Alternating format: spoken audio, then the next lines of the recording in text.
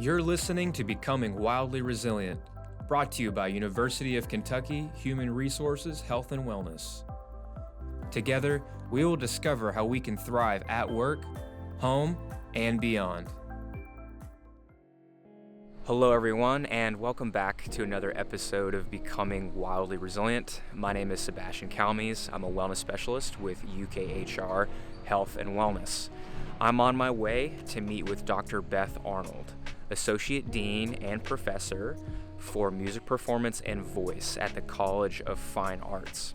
She's going to be giving us a special performance this morning, as well as sharing her insights about how engaging with the arts, whether as a participant or a creator, can impact our emotional well-being. So I'm excited to go see this performance and have this conversation with her, and I hope you're ready to become more wildly resilient. Here we go.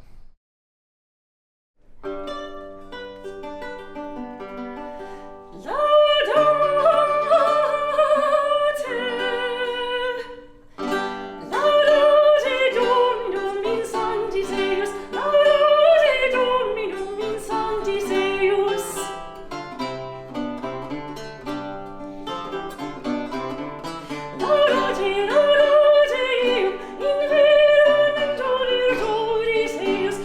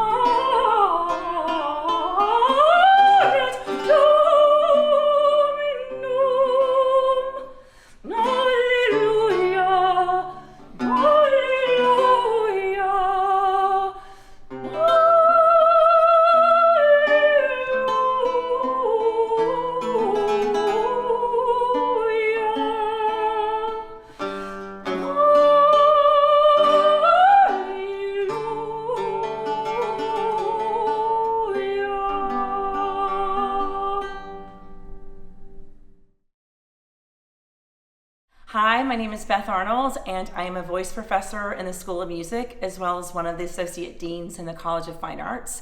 And I teach voice lessons for performance majors, for music education majors, and for graduate students, master's and doctoral programs. So Beth, what is it about the arts that feels so engaging for us, even cathartic at times?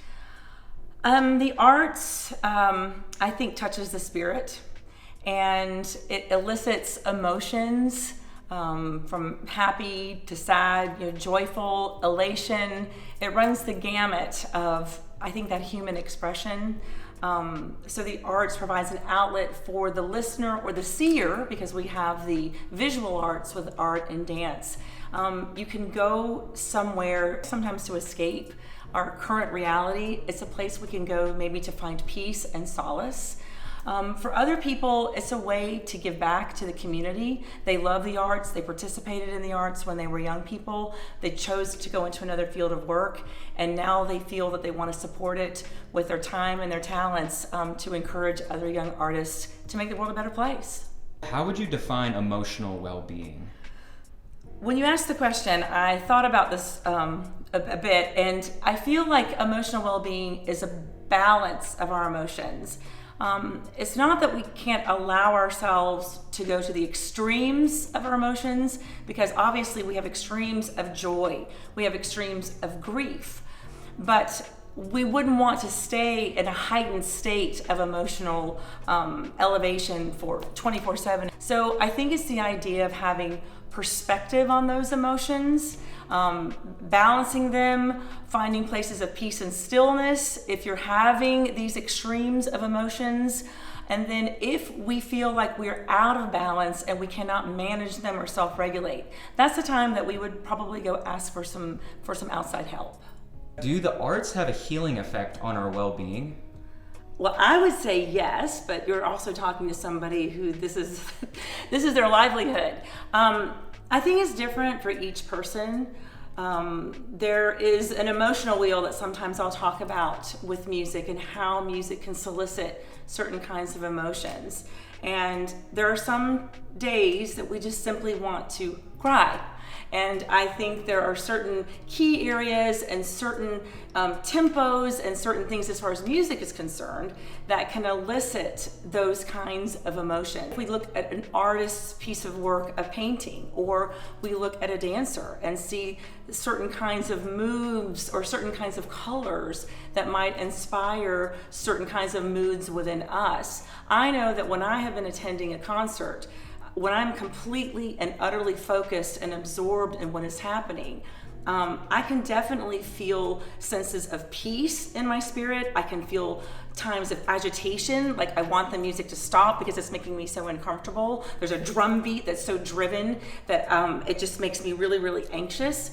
Or that there's a tempo or there's something that's very slow moving and something very tranquil that I feel I can connect into some sort of peace and mindfulness. So yes, I do think so, but it's going to look different for each person. You mentioned how a driving drum beat could make you feel anxious. Mm-hmm. Can you tell us more about times when art could negatively impact our emotional well-being? I know many people are very familiar with the painting The Scream, and so it's very disturbing. Expressionistic art and expressionistic music can be very, very unsettling. It's definitely thought-provoking, but for many people, it can be triggering. There was a time where I was teaching a mindfulness seminar, and I did elicit on the emotional wheel anxiety, and I played something that was very, very disjunct melodically. It didn't even have a melody, lots of crazy rhythms, lots of crazy harmonies, and that person almost walked out of the room because it was a triggering event for a traumatic event in their life. So yes, in certain spaces, music and art can disturb the spirit, so one needs to be prepared as a mindfulness exercise to take care of themselves if something is triggering. One of the things that I think is important to note about the creative arts and why it's important to our well-being, and especially to our emotional well-being, is that it's there for celebrations and it's there for tragedy. one will notice that after a tragedy, say after September the 11th, or after World War I or World War II or the Vietnam War, there will be a great outpouring of compositions, of art, of expressionistic types of dance to be able to respond to those kinds of traumatic events. We use music and art to celebrate with joy. We think about weddings, royal weddings, coronations, and then of course that on that flip side for tragedy, out of war comes a great deal of expression and output to be able to respond. And we need that kind of response to things, especially when they're traumatic. We have to have a place to go to express that for the composers themselves to process and to understand, as well as the listener to have something cathartic to listen to, so that just involve themselves so much in the emotion of that they can release and that they can heal. So the arts definitely have an impact on our emotional well-being because we need them for these highs and these lows of the human condition. How does the arts help build community or foster connection between people? If you've ever sung in a choir or played in an orchestra or a band, or you've been part of a company or a group art project, because you have to work together. That's one of the things where I know that law schools and graduate schools in medicine really like arts majors because A, they're disciplined, and B, they know how to work with a team of people to get a job done.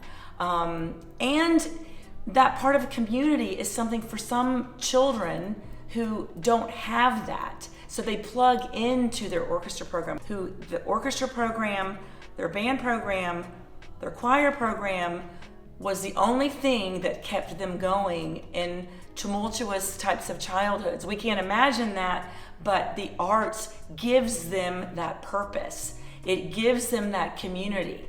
It gives them the affirmation. And these people still have that community even years later.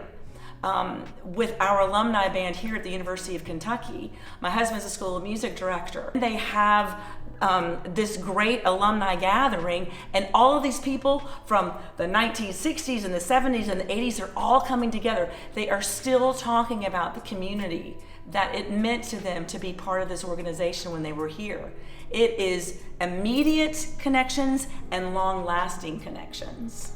Sometimes it seems a lot easier to just go for a glass of wine or watch Netflix as a de-stress practice or habit. It seems like engaging with the arts requires more from us. Is there a difference between, say, numbing ourselves and deeply engaging with the arts or a creative process? Yes, one could kind of chill out by drinking a glass of wine and watching Netflix. But why not go to a concert and absorb the different kinds of sounds of the instruments, or experience the different qualities of voices and be amazed and in awe of something instead of numbing oneself? To be able to involve yourself and again let yourself be part of the art. That can be healing, and it can be calming in the same way as just being numb. So when I was going through the tenure process, I was trying to avoid the stress of the tenure process, and I started binge watching a show on the BBC called Doc Martin. And literally, I just checked out, and I could fold laundry, I could do other things while I was binge watching this show. But when I go to a concert, I'm completely engaged and then completely in awe of what I am seeing. I'm listening to all the different sounds and all the different colors and the timbres of the instrument. I'm being amazed at the amount of talent that's on a stage, and this goes for dance as well, because I went to see a beautiful dance concert in Chicago, and I was amazed at the number of ways that the body can move.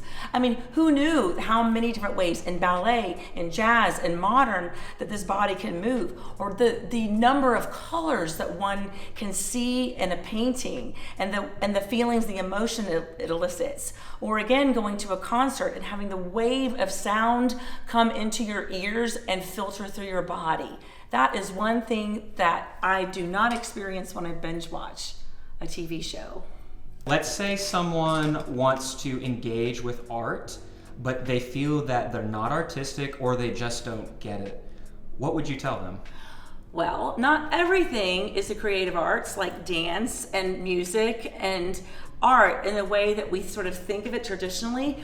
Why cannot a creative process be through cooking or through gardening or through needlepoint or through knitting or woodworking? There are so many different ways that one can engage in creative art and explore the benefits of putting things together and putting colors together. When one is knitting, one is using different colors and patterns. It's the same thing as one might do if they were painting. And so, or woodworking too, the plan of how you want to put something together. It's just like planning a performance.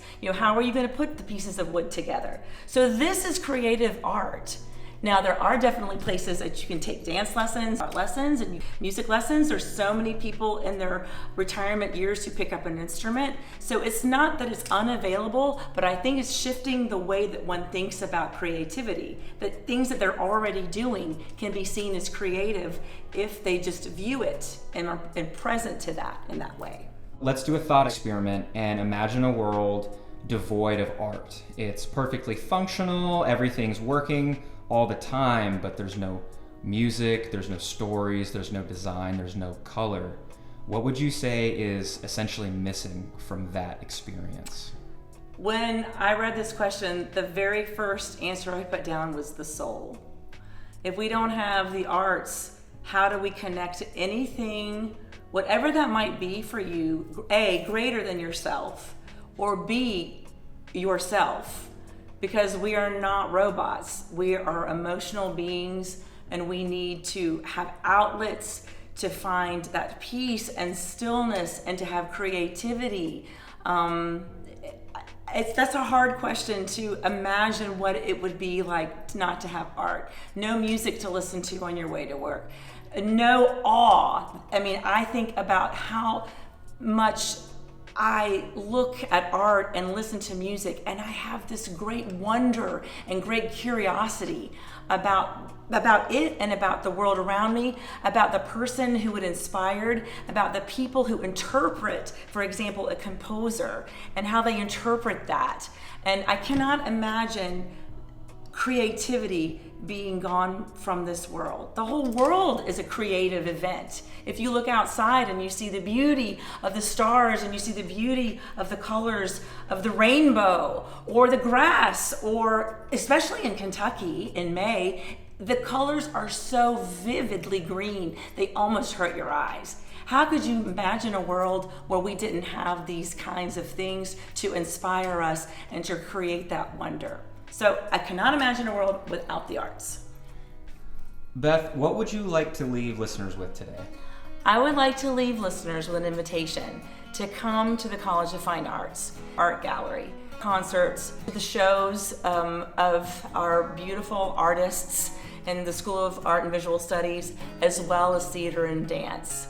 I would love to challenge people to come and see or hear and experience how all of these different art forms can potentially heal, they can potentially bring them joy, they can potentially bring them grief.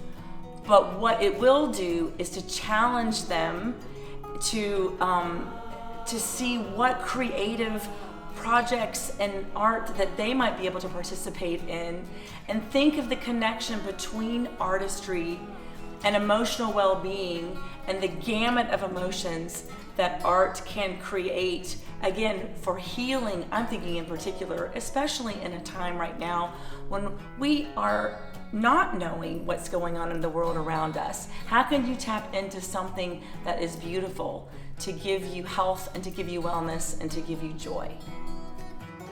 Thanks for tuning in to another episode of Becoming Wildly Resilient. I hope you enjoyed that performance and conversation with Dr. Beth Arnold. So we'll catch you next time, and as always, be well. Thanks for watching. Thank you for listening to Becoming Wildly Resilient. This podcast is brought to you by University of Kentucky Human Resources, Health and Wellness. We offer a wide range of online and in-person services to support the well-being of UK employees, retirees, and their spouses. You can find experts in mental health, personal resilience, nutrition, and physical activity. We're ready to meet you where you are and address your unique needs. To learn more about the work, life, and well-being services offered by UK Human Resources, visit hr.uky.edu/wellbeing. You can also connect with us on social media and YouTube by searching @UKY Wellness or by email at healthandwellness@uky.edu.